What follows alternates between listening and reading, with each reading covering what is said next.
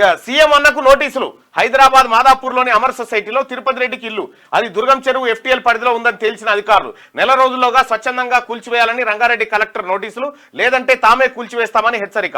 దుర్గం చెరువు FTL buffer zone పరిధిలో అక్రమ నిర్మాణాలు చేపట్టిన మొత్తం 204 మందికి నోటీసులు. లిస్టులో బీఆర్ఎస్ ఎమ్మెల్యే కొత్త ప్రభాకర్ రెడ్డితో పాటు సినీ వ్యాపార ప్రముఖులు, IAS IPS ఆఫీసర్లు కూడా ఉన్నారట. ఇక IAS ఆఫీసర్లు కూడా ఉన్నారట ఇందులో, ఈ బఫర్ ఏది FTL లో.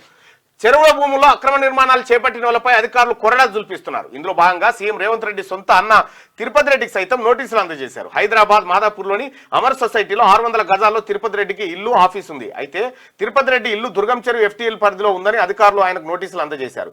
రంగారెడ్డి కలెక్టర్ పేరుతో ఉన్న ఆ నోటీసులను షేర్లింగంపల్లి రెవెన్యూ అధికారులు తిరుపతి రెడ్డికి అందజేశారు. వాల్టా చట్టంలోని సెక్షన్ 23(1) ప్రకారం నోటీసులు జారీ చేస్తున్నట్టు పేర్కొన్నారు. 30 రోజుల్లోగా అక్రమ నిర్మాణాలను తొలగించాలని ఆదేశించారు, లేదంటే తామే కూల్చివేస్తామని హెచ్చరించారు. అంటే సీఎం అన్నకు నోటీసులు ఇచ్చినాం, ఆయన ఇల్లే కూల్చబోతున్నాం మీ ఎంత అనేటువంటి ఒక వార్త. అయితే విషయం ఏంటంటే ఇది అక్రమ నిర్మాణమే. ఇప్పుడు ఈ FTL పరిధిలో ఉన్నటువంటి ప్రతి ఇల్లు దాదాపు 200 చిల్లర ఉన్నట్టు 204 ఇండ్లు ఇవన్నీ అక్రమ నిర్మాణాలే.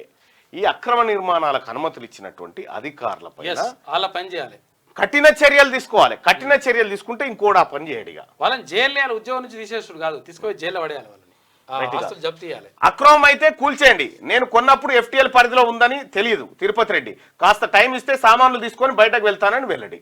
సో బాజప్తా నా ఇల్లు అక్రమం కూల్చేరి, నాకేం ఇబ్బంది లేదు, సామాన్లు తీసుకొని వెళ్తా, టైం ఇవ్వండి అని చెప్తా ఉన్నాడు. రైట్. ఇక అక్రమ నిర్మాణాలకు అనుమతులు ఇచ్చిన అధికారులపై కేసులు 6గురిపై నమోదు చేయాలంటూ సైబరాబాద్ CPకి హైడ్రా కమిషనర్ సిఫార్సు చేసిండు. ఇప్పుడు ఉంది చూడు తమాషిగా. ఇప్పుడే ఇక చాలామంది అధికారులు ఇంకా లంచాల మత్తు వీడతలేరు. నేను చెప్తా ఉన్నా, ఈ యాదాద్రి భువనగిరి జిల్లాలో DPO గారు మీరు కొద్దిగా పద్ధతి మార్చుకోండి, మీ మీద విపరీతమైన లంచాల ఆరోపణలు వస్తూ ఉన్నాయి. యాదాద్రి భువనగిరి జిల్లా DPO గారు చెప్తా ఉన్నా, నీ వసూళ్ళు, నీ కథ, నీ లెక్క చిట్టా మొత్తం వచ్చింది. నువ్వు పని చేస్తేనేమో చెయ్యి ప్రజలకు, లేకపోతే ఖచ్చితంగా నువ్వు ఎన్నడో ఉన్నాడు ACBకి దొరుకుతావు. లైక్ చేయండి.